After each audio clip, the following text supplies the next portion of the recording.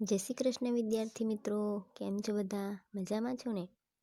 તો આજે આપણે ધોરણ 7 હિન્દીમાં પ્રકરણ નંબર 2 હમ ભી બને મહાન પાઠના સ્વાધ્યાયની ચર્ચા સ્વાધ્યાય પોથી દ્વારા મેળવીશું.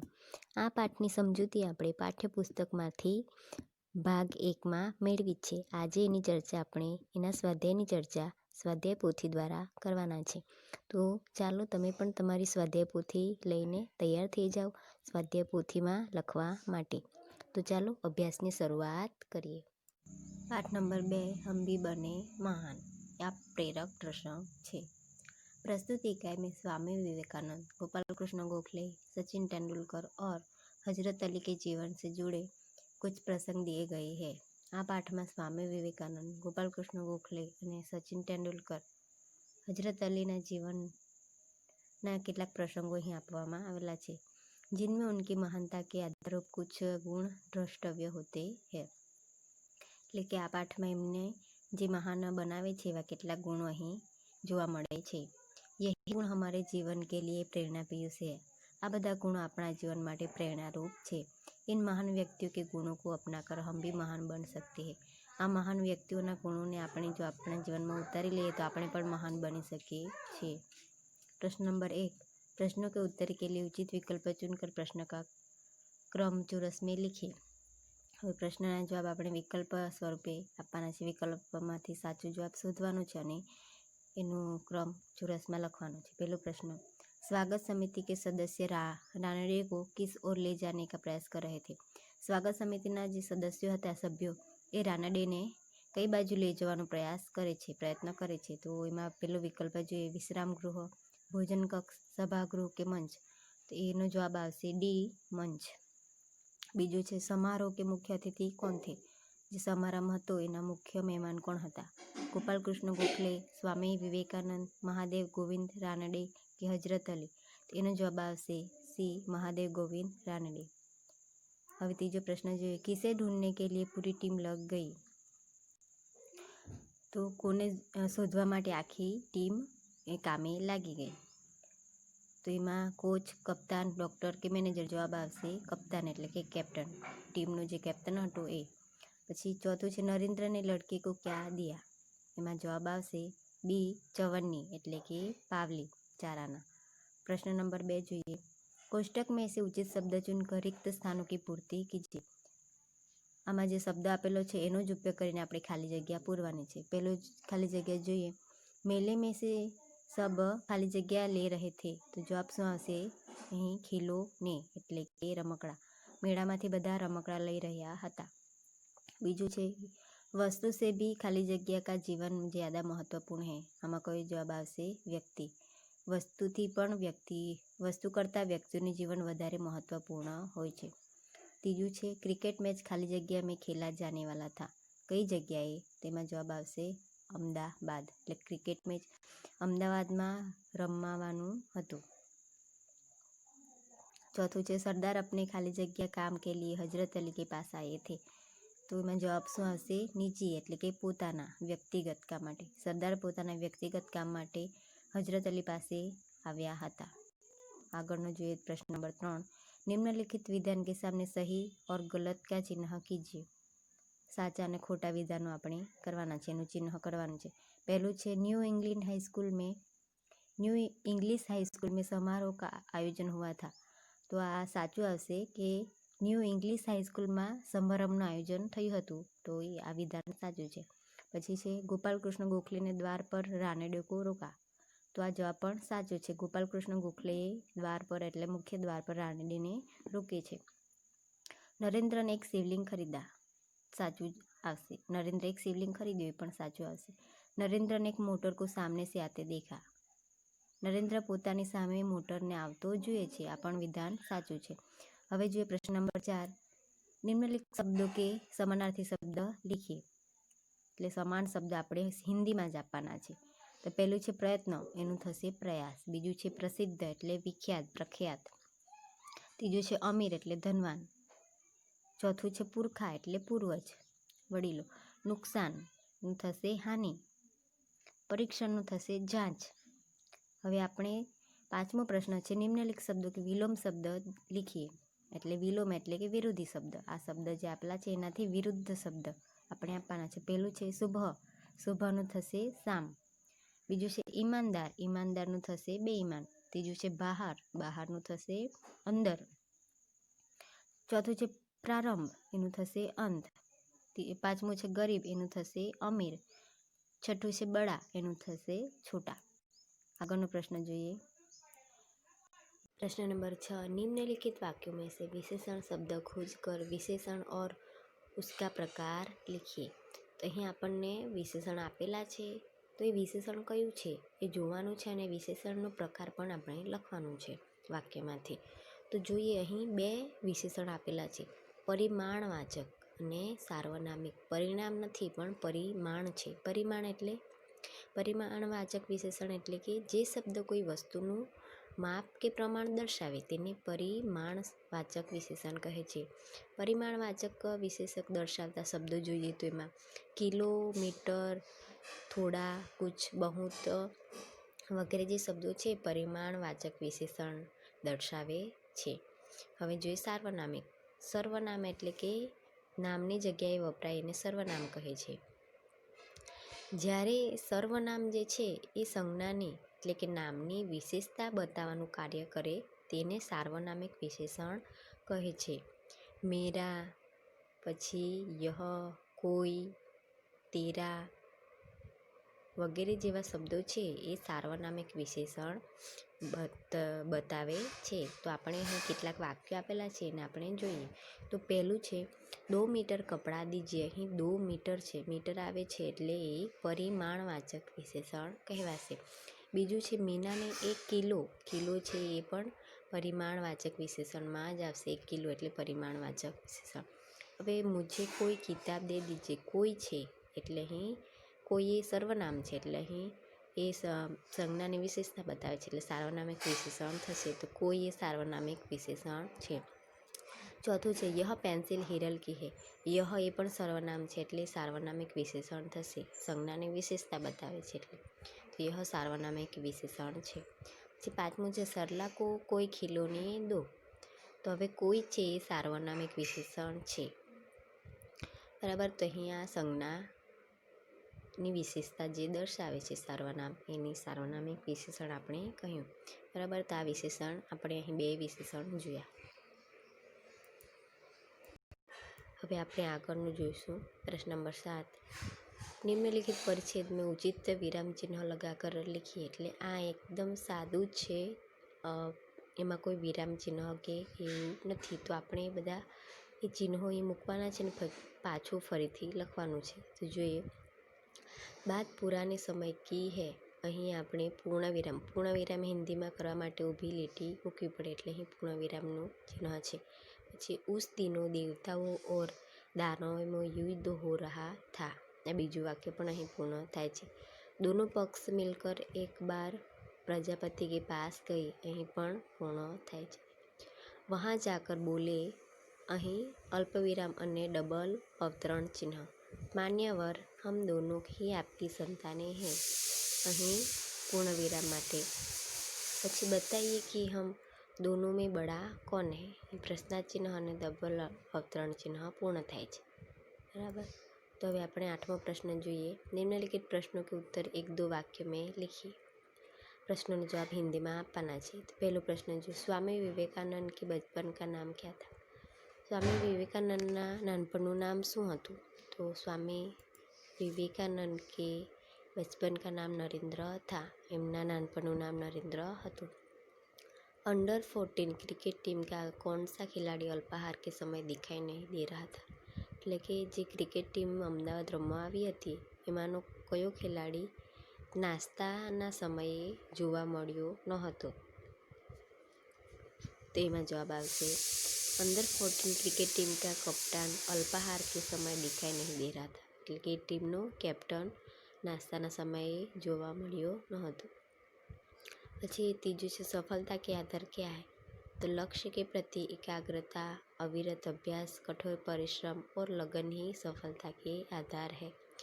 સફળતા મેળવવા માટે એકાગ્રતા જોઈએ, ખૂબ જ અભ્યાસ અને પરિશ્રમ, ખૂબ જ મહેનત કરવી પડે અને એ મહેનત માટે લગન જોઈએ એ સફળતાના આધાર છે।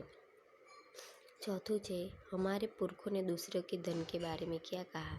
तो हमारे पुरखों એટલે કે આપણા પૂર્વજોએ કહ્યું છે કે किसी के धन माल की लालसा मत करो माँ गृदः कश्यस्वित धनम, એટલે કે કોઈના પણ ધનમાનની લાલસા કરવી જોઈએ નહીં। પાંચમું છે द्वार पर राणे दो को देखकर स्वागत समिति के सदस्यों ने क्या किया। એટલે કે મુખ્ય દ્વાર પર રાનડે હતા ન્યાયાધીશ, એમને જોઈને સ્વાગત સમિતિના સદસ્યો શું કરે છે तो उन्हें आदरपूर्वक मंच की ओर ले जाने का प्रयास किया। એટલે કે જે સભ્યો હતા એમણે રાનડેને આદરપૂર્વક મંચની તરફ લઈ જવાનો પ્રયાસ કરે છે। છઠ્ઠું છે બાલક નરેન્દ્ર में कौन कौन से गुण नजर आते हैं। છઠ્ઠો પ્રશ્ન છે બાલક નરેન્દ્ર છે એટલે એમાં કયા કયા ગુણો જોવા મળે છે તો માનવતા, કર્તવ્ય પાલન, પ્રામાણિકતા આદિ। એટલે કે બાળ નરેન્દ્ર છે એમાં માનવતા જોવા મળે છે, કર્તવ્ય પાલન, જે પોતાનું કામ છે એને પૂરી રીતે નિભાવી શકે એવો ગુણ, પછી પ્રામાણિકતા એટલે ઈમાનદાર એવા ગુણો જોવા મળે છે। માનવતા કા સ્થાન સબસે ઊંચા था એટલે એમના માટે માનવતા એ બધાથી ઉપર હતી। હવે જે સાતમો હજરત અલીને એક મોમબત્તી બુઝાકર दूसरी की ओर जलाई। જે હજરત અલી હતા એમણે એક મોમબત્તી ઓલવીને બીજી કેમ સળગાવી। ચોરી और हरामखोरी से बचने के लिए उन्होंने दूसरी मोमबत्ती जलाई। તે જે હજરત અલી હતા એમણે કોઈ એમને ચોર કે હરામખોર એટલે કે હરામનું ખાવાવાળું ન કહે એના માટે તેઓએ રાજ્યની મીણબત્તી ઓલવીને પોતાની મીણબત્તી સળગાવી પોતાના નિજી કામ માટે। આઠમું છે લડકે ને રોને કા નરેન્દ્ર को क्या कारण बताया।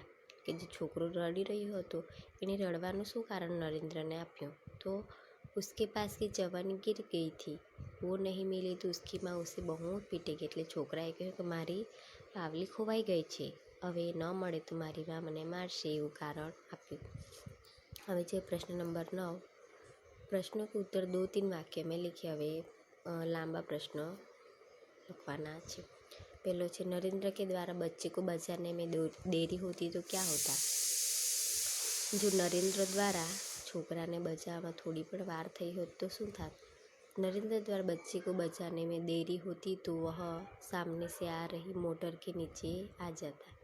એટલે જો થોડી પણ વાર થઈ હોત તો એ જે મોટર આવી રહી હતી ગાડી એની નીચે આવી જાતે છોકરો। હવે બીજો જે महादेव रानडे को द्वार पर ही रोक देना सही था क्यों। એટલે કે મહાદેવ મુખ્ય ન્યાયાધીશ જે હતા મુખ્ય મહેમાન રાનડે એમને મુખ્ય દ્વાર પર જ રોકી દેવાનું સાચું એટલે કે એ બરાબર હતું કે નહીં। तो समारोह में प्रवेश के लिए निमंत्रण पत्र आवश्यक था, उनके पास निमंत्रण पत्र नहीं था, इसलिए नियम के अनुसार उन्हें द्वार पर ही रोक देना सही था। એટલે કે જો આપણે ત્યાં સમારોહમાં જવું હોય તો નિમંત્રણ પત્ર આવશ્યક હતું પણ એમની પાસે એ ન હતું માટે એમને દ્વાર પર જ રોકી દીધા એ બરાબર હતું। दूसरों की जान बचाना हमारा कर्तव्य है, आप अन्य किन बातों को अपना कर्तव्य समझते हैं। એટલે કે કોઈકનો જીવ બચાવવો આપણું કર્તવ્ય છે તો એવી જ રીતે તમે કઈ વાત બીજી જે તમે પોતાનું કર્તવ્ય એને સમજો છો। तो किसी को दुख न पहुंचाना, પછી बड़ों का सम्मान करना, अन्याय को सहन न करना, कभी किसी को धोखा न देना, देश की सेवा करना, अनुशासन का पालन करना વગેરે જેઓને આપણે આપણું કર્તવ્ય સમજવું જોઈએ। એટલે કોઈને પણ દુઃખ ન આપવું જોઈએ, મોટાઓનો આદર કરવો જોઈએ, અન્યાય એટલે કોઈ અન્યાય હોય એને સહન ન કરવું જોઈએ, પછી કોઈને ધોકો ન આપવો જોઈએ એટલે કોઈને આપણે નુકસાન પહોંચાવીએ એટલે કોઈને ધોકો ન આપવો જોઈએ। પછી દેશની સેવા એટલે આપણે કોઈ પણ કામ હોય જેમાં આપણે દેશની સેવા કરી શકીએ એવું કામ કરવું જોઈએ। પછી અનુશાસન એટલે કે જે નીતિ નિયમો છે એનું પાલન કરવું જોઈએ। ચોથો પ્રશ્ન આપકો કहाँ कहाँ पर भेदभाव की नीतियाँ दिखाई देती। એટલે ભેદભાવ એટલે કે આપણે આના કોઈક જગ્યાએ જઈએ ત્યારે આપણને ભેદભાવ જોવા મળે છે તેવી કઈ કઈ જગ્યાએ છે જ્યાં તમને ભેદભાવ જોવા મળે છે તો परिवार में बेटा बेटी का, समाज में गरीब अमीर, ऊंच नीच, जाति पाति का भेद, सरकारी और निजी कार्यालयों में वरिष्ठ और कनिष्ठ के बीच भेदभाव आदि। એટલે કે આપણને આપણા કુટુંબમાં પણ કોઈક વાર બેટા અને છોકરી છોકરામાં ભેદ જોવા મળે છે. સમાજમાં અમીર ગરીબમાં, પછી ઊંચ નીચ, જાતિ આ જાતિનો છે પછી આ નીચી જાતિનો છે એવો ભેદ જોવા મળે છે. પછી સરકારી કર્મચારીઓ હોય છે એમાં મોટો છે ઓફિસર, આ નાનો ઓફિસર છે, એવો બધો ભેદભાવ આપણને જોવા મળે છે. પછી 5મું છે, हमें सफलता पाने के लिए क्या करना चाहिए? तो हमें सफलता पाने के लिए लक्ष्य के प्रति जरा भी लापरवाह नहीं होना चाहिए.